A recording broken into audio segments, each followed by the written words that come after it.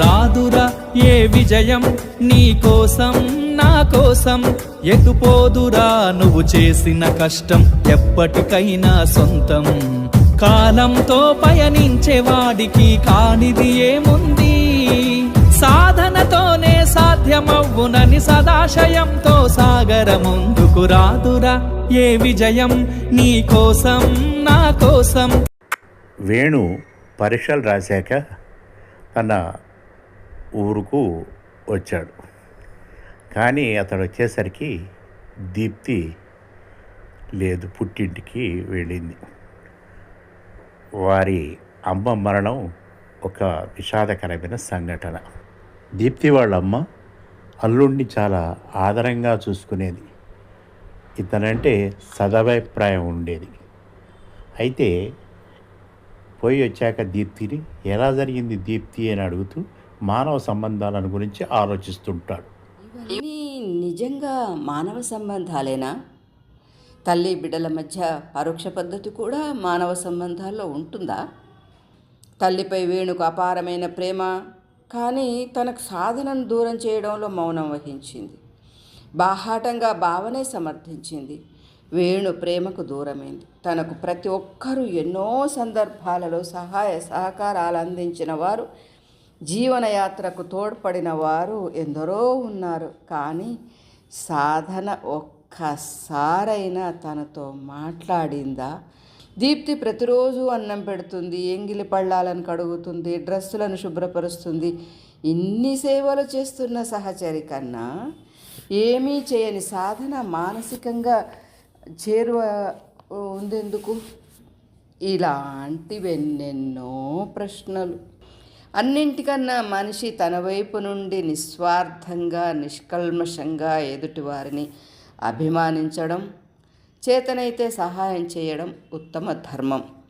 అంతేకాని అధికారాలతో మానవ సంబంధాలను శాసించడం వల్ల ప్రయోజనం లేదని, ముఖ్యంగా భార్యాభర్తల మధ్య పోరాటం కన్నా పొందు కోసం ఆరాటపడటమే మిన్న అన్న సత్యాన్ని వేణు తెలుసుకున్నాడు. రాత్రి పడుకునే ముందు వారపత్రికలలోని కథలు, సీరియల్ నవలలు సహచరి చదివితే వినాలని వేణు కోరిక. కానీ దీప్తికి ఇష్టమైతే చదివేది, లేకపోతే అతడు చదవమన్నా పట్టించుకునేది కాదు. ముఖం మరోవైపు తిప్పి పడుకునేది. అసలే గాయాలతో నిండిన వేణు మనసు తీవ్రంగా కలత చెందేది, నిద్ర పట్టేది కాదు. అటువంటి సమయంలోనే వేణుకు పట్టరాని కోపం వస్తుంది. దాన్ని అణుచుకునే ప్రయత్నంలో బాధ కలుగుతుంది. సాధన జ్ఞాపకం వస్తుంది. బావ అధికారం చేసిన ద్రోహం స్ఫురణకు వస్తుంది.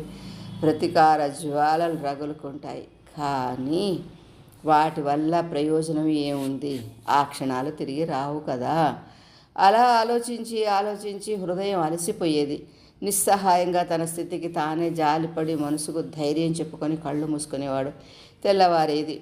నూతనత్వం, చైతన్యం వెల్లివిరిసేది.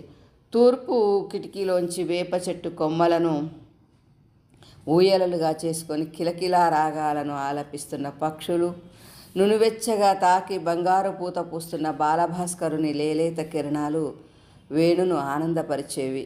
కర్తవ్య బోధ చేసి లక్ష్యం వైపు నడవమని ఉద్బోధించేవి. అతని మనసు నిర్మలమయ్యేది. చదువే తన ఏకైక గమ్యమని దృఢంగా నమ్మేవాడు. దీప్తి మనసు నొప్పింపని విధంగా ప్రవర్తించేవాడు. విశారద ఉత్తర భాగం పరీక్షలు 1972లో జరుగుతాయి. దీప్తి బాగా చదవడం వల్ల, తెలుగు సాహిత్యం కావడం వల్ల సులభంగా అర్థం చేసుకున్నాడు. పరీక్ష తేదీ రానే వచ్చింది. వారం ముందు యాకత్పురా హాస్టల్కు చేరుకొని పరీక్షకు కావలసిన విషయాలను రీడర్ ద్వారా విన్నాడు. ఇప్పుడు కూడా వేణు చిన్నమ్మ కొడుకు పరీక్ష రాశాడు. ఆంధ్ర సారస్వత పరిషత్తులోనే పరీక్షా కేంద్రం. ఆ సంస్థతో వేణుకు మంచి అనుబంధం ఏర్పడింది. చేయవలసిన కోర్సులన్నీ తెలుసుకున్నాడు. తెలుగు పండిట్ శిక్షణకు సంబంధించిన వివరాలను క్షుణ్ణంగా కనుక్కున్నాడు. గమ్యాన్ని చేరుకొనడానికి చక్కని మార్గం ఏర్పరచుకున్నాడు. ట్రైనింగ్ తర్వాత ఉద్యోగం పొందడం తన కర్తవ్యం అనుకున్నాడు. దీప్తితో స్వేచ్ఛాయుతమైన జీవితం ఊహించుకుంటేనే ఎంతో ఆనందం కలుగుతున్నది. ఇక అనుభవించేటప్పటి క్షణాలు ఎంత మధురంగా ఉంటాయో అనుకున్నాడు. అతని హృదయం నిండా అందమైన స్వప్నాలు తళుక్కున మెరిసి మాయమయ్యాయి. ఆ వెలుగులు అతని కళ్ళలో అలాగే నిలిచిపోయాయి. అతడు తెలుసుకున్న వివరాల ప్రకారం విశారద ఉత్తీర్ణత వల్ల కానీ, ఉస్మానియా మెట్రిక్ ఉత్తీర్ణత వల్ల కానీ ఆంధ్ర సారస్వత పరిషత్ నిర్వహిస్తున్న సాయంకాల కళాశాలలో 6 గంటల నుండి 9 గంటల వరకు డిఓఎల్ అంటే డిప్లొమా ఇన్ ఓరియంటల్ లాంగ్వేజ్ ఇంటర్మీడియట్కు సమానమైనది 2 సంవత్సరాల కోర్సు. ఇది ఉత్తీర్ణులైన తర్వాత తెలుగు పండిట్ ట్రైనింగ్ చేయవచ్చు. ఇది మధ్యాహ్నం నడపబడుతుంది. దీని తర్వాత చేయాలనుకుంటే సాయం కళాశాలలో 6 గంటల నుండి 9 గంటల వరకు డిగ్రీతో సమానమైన 3 సంవత్సరాల BOL bachelor of oriental languages ఉంటుంది. అది ఉత్తీర్ణత పొందిన తర్వాత తెలుగు ఉపన్యాసకులు కావాలనుకున్న వారు పోస్ట్ గ్రాడ్యుయేట్ 2 సంవత్సరాల course MOL master of oriental languages చేయడానికి ఆ కళాశాల అవకాశం కల్పించింది. తెలుగు భాష సాహిత్యాలతో పరిచయం ఉన్నవారు ఈ సాయం కళాశాలలను ఎక్కువగా ఉపయోగించుకుంటారు. అలాగే నల్లకుంట తిలక్ నగర్లో కూడా ఉస్మానియా విశ్వవిద్యాలయం చేత నడపబడుతున్న మరో సాయం కళాశాల కూడా ఉంది. కానీ పండిత శిక్షణా కేంద్రం మాత్రం ఆంధ్ర సారస్వత పరిషత్తు మాత్రమే నిర్వహిస్తుంది. ఈ 2 సాయం కళాశాలల్లో ఉద్యోగాలు చేస్తూ ప్రమోషన్లు పొందడానికి వీటిలో చేరేవారు. ఆంధ్ర సారస్వత పరిషత్తు తెలంగాణలో తెలుగు భాషా సాహిత్యాల అభివృద్ధి కోసం పెద్దల సహకారంతో స్థాపింపబడిన సంస్థ. దీనికి చక్కని తరగతి గదులు, పై అంతస్తులోను క్రింది గదుల్లో కార్యాలయము, గ్రంథాలయము, శిక్షణా కేంద్రము, దానితో పాటు విశాలమైన సమావేశ భవనము, చిన్న ఉద్యానవనము నిర్వహింపబడేవి. వేణును ఆ సాయంకాలం కళాశాల బాగా ఆకట్టుకుంది. తన లక్ష్యానికి కూడా అదొక మంచి మార్గం. అన్నింటికన్నా చూపులేని వారికి ఉపయోగపడే రద్దీ తక్కువ గల రోడ్డు. కాచిగూడ రైల్వే స్టేషన్ నుండి 141 నెంబరు బస్సు బయలుదేరి కాచిగూడ చౌరస్తా, రామ్కోటి చౌరస్తా, బొగ్గులకుంట, ఆంధ్ర సారస్వత పరిషత్తు హ్యాబిట్స్ షాప్ మీదుగా నాంపల్లి చేరుతుంది. ఈ బస్సులో మిత్రుడైన ఆండ్రూ, సూర్యనారాయణ బయలుదేరారు. మరి 2-3 ఆ కళాశాలలో చేరడానికి సుముఖత వ్యక్తపరిచారు. వేణు కళాశాల జీవితానికి రంగం సిద్ధమైంది. కానీ ఇంకా ఎన్నో గట్లను దాటాలి, ఆలోచించి నిర్ణయాలను తీసుకోవాలి. కనుకనే ఇంటికి బయలుదేరాడు వేణు. నరకప్రాయం వంటి, అస్వతంత్రత వంటి ఇంటి సరిహద్దులు దాటి స్వేచ్ఛాయుతమైన విశ్వంలో విహరించాలంటే తాత్కాలిక వియోగం తప్పదు. స్వాతంత్ర పోరాటంలో గాంధీ, నెహ్రూ వంటి మహనీయులెందరో చెరసాల చీకటి గదుల్లో ఎన్నేళ్లు గడపలేదు, వియోగాన్ని అనుభవించలేదు. అలాంటిదే తన జీవితం కూడా అనుకున్నాడు. దీప్తికి విషయం చెప్పాడు. మొదట అయిష్టాన్ని, భయాన్ని వ్యక్తపరిచింది. వేణుకు కూడా దీప్తికి దూరంగా ఉండడం ఇష్టం లేదు. ఆ వయసులో దాంపత్య సుఖం మెండు కదా, కనుక అతని మనసు ఆమెతో ఉండిపోవాలని, సంతోషంతో తేలిపోవాలని ఉంది. కానీ తన చదువు, ఉద్యోగ సంపాదన అవసరం లేదా? చాలాసార్లు మనసుకు 2-3 దారులు ఎదురవుతాయి. ఏ దారిలో అడుగు పెట్టాలో అర్థం కాదు. అది పరీక్షా సమయం. అప్పుడు తీసుకునే నిర్ణయం భవిష్యత్తును నిర్దేశింపవచ్చు, మనిషిని మంచివైపో చెడువైపో నడిపించవచ్చు. అందుకే అనేక సార్లు అన్ని కోణాల నుండి పరిశీలిస్తాడు. ఇటువంటి పరిస్థితులు అతని జీవితంలో సర్వసాధారణమైనాయి. బాగా ఆలోచించి దీప్తిని ఒప్పించి చెరగని ఆత్మవిశ్వాసంతో హాస్టల్కు వెళ్ళాలని ఖచ్చితమైన నిర్ణయం తీసుకున్నాడు వేణు. వేణుకి ఇప్పుడు ఒకే ఒక లక్ష్యం, బాగా చదువుకోవాలని, ఉద్యోగం సంపాదించుకొని తన కాళ్లపై తాను నిలబడాలి, సహచరి కలలను నిజం చేయాలి. ఇదొక మహా తపస్సు వంటిది. 200 రూపాయలతో వేణు హాస్టల్ చేరుకున్నాడు.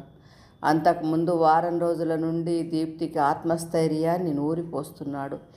భవిష్యత్తు వైపు మాత్రమే చూడమన్నాడు. జీవితంలో మంచి రోజులు మనకు వస్తాయన్నాడు. అత్తమ్మ సరళమ్మ ఏదైనా అన్నా విననట్లు నటించమన్నాడు. మంచి పుస్తకాలను చదవమన్నాడు. మరదలు పావనితో స్నేహంగా ఉండమన్నాడు. నెలకొక్కసారి వస్తానన్నాడు. దీప్తి మనసు కుదుట పడింది. భర్తను పోయి రమ్మన్నది. ఆనందమయ జీవితానికి సోపానాలను నిర్మించింది. వేణుకు సంతోషంగానే ఉంది. మిత్రులతో కలిసి తిరిగే అవకాశం కలిగించినందుకు కాలపురుషునకు కృతజ్ఞతలు తెలుపుకున్నాడు. తనకు నచ్చిన మిత్రులైన సూర్యనారాయణ, రాజారెడ్డి, లక్ష్మారెడ్డి, మోహన్ రావు ఉన్న గదిలోనే ట్రంక్ పెట్టెను పెట్టుకున్నాడు. జూలై 5, 1972 ఆంధ్ర సారస్వత పరిషత్తు సాయంకాల కళాశాలలో డిఓఎల్ కోర్సులో అడ్మిషన్ తీసుకున్నాడు. సూర్యనారాయణ తోడుగా వచ్చాడు. తక్కిన మిత్రులు ఆలోచిస్తున్నారు. ఎప్పుడో బెంచీల మీద కూర్చొని ఉపాధ్యాయుల బోధనలను విన్నాడు. మళ్ళీ ఇప్పుడు కూడా ఇద్దరేసి కూర్చుండే డ్యూయల్ డెస్క్పై కూర్చున్నాడు. వేణుకు ఉపన్యాసకులు పాఠ్యాంశాలను చెప్పేటప్పుడు రకరకాల సందేహాలు కలిగేవి. అడగాలని మనసు తహతహలాడేది, కానీ భయం దాని నోరు నొక్కేసేది. అంటే వేణు మనస్సులో భయానిదే రాజ్యం అన్నమాట.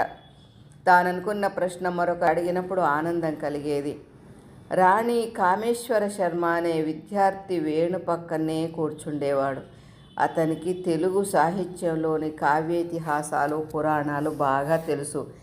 అతడు మంచి మంచి ప్రశ్నలను అవగాహన కొరకు ఉపన్యాసకుల వైపు ప్రశ్నల బాణాలను సంధించేవాడు. వారు కూడా తెలుగు సాహిత్యంలోని విశేషాలను ఎరిగిన వారు కనుక సవివరమైన విషయంతో పాటు స్వీయ అభిప్రాయాలు కూడా చెప్పేవారు. శర్మ వేణుకు మంచి మిత్రుడయ్యాడు. కానీ వేణుకు మాత్రం మాట సహాయమే తప్ప చేతి సహాయం చేసేవాడు కాదు. అయినా వేణు అదే 10,000 అనుకుంటాడు. తాను చూపులేని వాడైనా చూపున్న వారితో స్నేహాలను ఏర్పరచుకోవడం, పరిచయాలను పెంచుకోవడం గర్వంగా ఉంటుంది వేణుకు. దాని కొరకు అతడు విషయ పరిజ్ఞానాన్ని పెంపొందించుకునేందుకు ఎప్పుడూ ప్రయత్నిస్తూనే ఉంటాడు. ఆ కారణం వల్లనే లలిత అనే అమ్మాయి కూడా స్నేహితురాలైంది. వేణు, సూర్యనారాయణ, ఆండ్రూ వంటి మిత్రులతో యాకత్పుర రైల్వే స్టేషన్లో సాయంకాలం 5 గంటలకు లోకల్ ట్రైన్ ఎక్కేవారు. అది డబుల్పుర, మలక్పేట్ స్టేషన్లను దాటి చాదర్ఘాట్ మూసీ నది పైన గల రైల్వే వంతెనను దాటి కాచిగూడ స్టేషన్కు 15 నిమిషాల్లో చేరేది. అక్కడ దిగి కర్రల సహాయంతో దారిని వెతుక్కుంటూ స్టేషన్ బయటకు వచ్చేవారు. తర్వాత చేరువలో ఉన్న కాచిగూడ బస్టాప్ చేరుకొని 141 నెంబర్ బస్సు ఎక్కేవారు. అది కాచిగూడ చౌరస్తా, రామ్కోటి చౌరస్తాను దాటి సాయం కళాశాల, ఆంధ్ర సారస్వత పరిషత్తు బొగ్గులకుంటలో దించేది. మిత్రులతో పాటు వేణు దిగేవాడు. ఆ కళాశాల మెట్లకి తరగతి గదులకు పక్కనున్న వరండాలో రైలింగ్కు ఒరిగి బెల్ అయ్యే వరకు నిలబడేవారు. అట్లాంటి సమయంలోనే మిత్రులతో మాట్లాడుకునే అవకాశం, తమ సందేహాలను ఒకరికొకరు పంచుకునే వీలు ఉండేది. అలా పరిచయమైంది లలిత.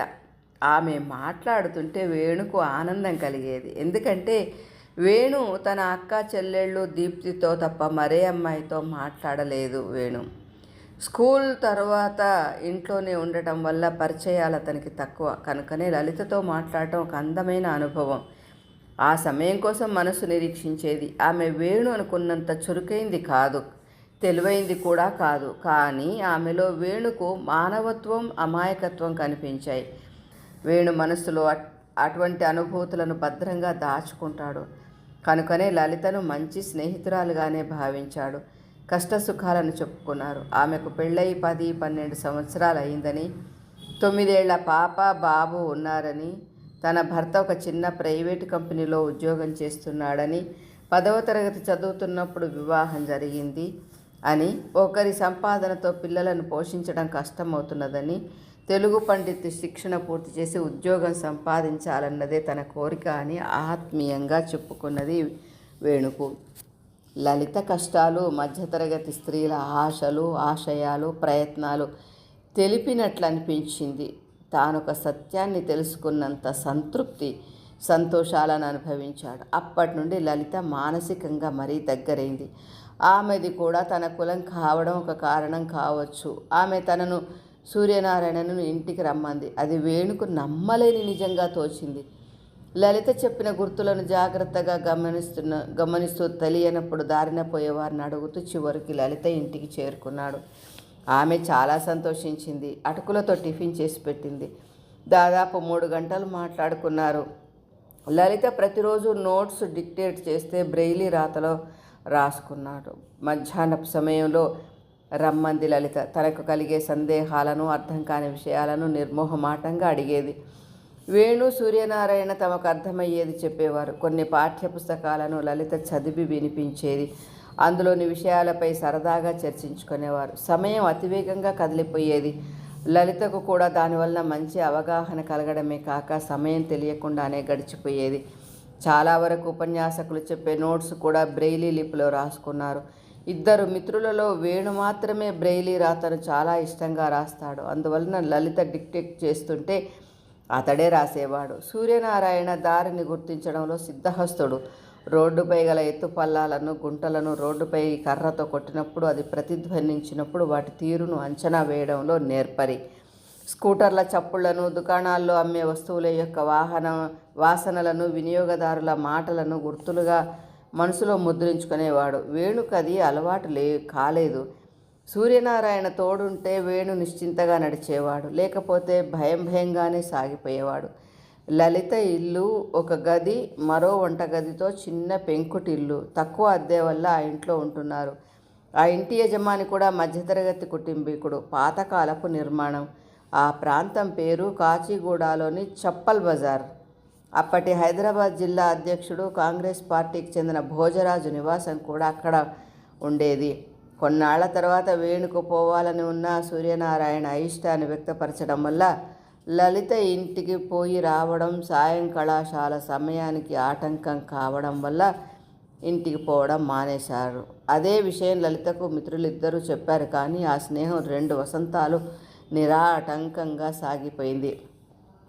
1972 ఆగస్టులో ఒక మార్పు జరిగింది. వృద్ధ వికలాంగుల శరణాలయం యాకత్పురా నుండి అంధులను పూర్తిగా వేరు చేసి వారి కొరకు ప్రత్యేకమైన హాస్టల్ను ఏర్పాటు చేసింది ఆంధ్రప్రదేశ్ ప్రభుత్వం.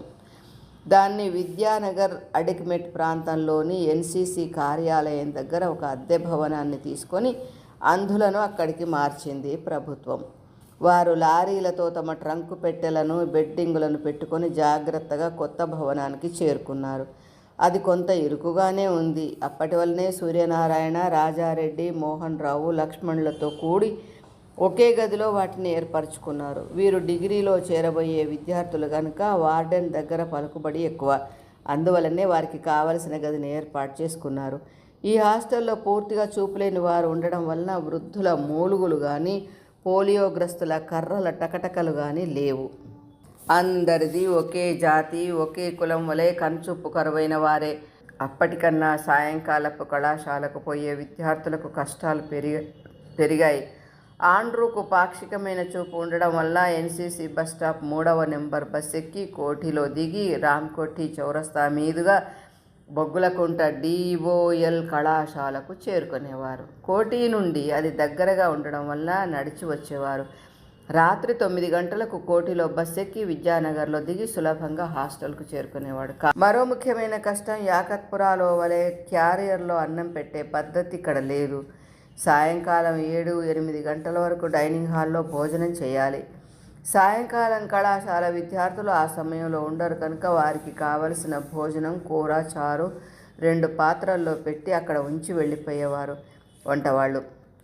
10 గంటల రాత్రి అన్నం, కూరలు చల్లారిపోయేవి. ముందే దొడ్డు బియ్యం కావడం వల్ల వేణు మిత్రులకు తినడం కష్టం అనిపించేది. దానికన్నా సాయంకళాశాల చదువు మానేయడమే మంచిదనిపించేది. కానీ అది సాధ్యమయ్యేనా? శాశ్వతమైన లక్ష్య సాధనలో తాత్కాలికమైన కష్టాలు లెక్కలోనివి కాదు కదా. అక్కడే ఉన్న నూరిన అల్లం, వెల్లుల్లి గడ్డ, కారం, నూనె వేసుకొని అప్పుడప్పుడు తినేవారు. అట్లా మరికొంతకాలం సాగిపోయింది.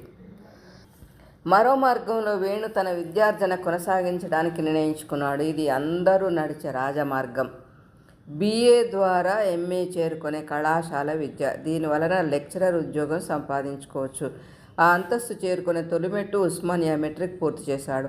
2వ మెట్టు PUCని కూడా పూర్తి చేశాడు. దీన్ని ప్రీ యూనివర్సిటీ కోర్స్ అంటారు. ఇందులో 4 సబ్జెక్టులు ఉంటాయి. 2 భాషలు అంటే ఇంగ్లీషు, తెలుగు, మరి 2 ఆప్షనల్స్. ఆర్ట్స్ వారికి చరిత్ర, పౌరనీతి శాస్త్రం. ఇది పూర్తయితే డిగ్రీ కోర్సులో చేరవచ్చు. రెగ్యులర్గా కళాశాలకు పోయి చదవవచ్చు. ఇది వేణు కోరుకొని నిజమైన స్వప్నం. DOL వంటివి ఉద్యోగం త్వరగా సంపాదించుకునే మార్గం కనుక అక్టోబర్ 1972లో జరిగే PUC పరీక్షకు ఫీజు కట్టి పుస్తకాలు కొని తెచ్చుకున్నాడు. దసరా, దీపావళి పండుగలకు సాయంకాల కళాశాలకు సెలవులు ఇచ్చారు. వేణు పుస్తకాలతో ఇంటికి బయలుదేరాడు. గౌలీగూడ చెమన్లో బస్ ఎక్కి ఇంటికి చేరుకున్నాడు. మరునాటి నుండి సహచరి కబుర్లతో కొంతసేపు PUC పుస్తకాలను చదవడంలో మరికొంతసేపు కాలం హాయిగా తీయగా సాగిపోయింది. ఇంటి సమస్యలకు, వ్యక్తులకు వేణు కొంత దూరంగా ఉంటున్నాడు. జీవితం హాయిగానే సాగిపోతున్నది.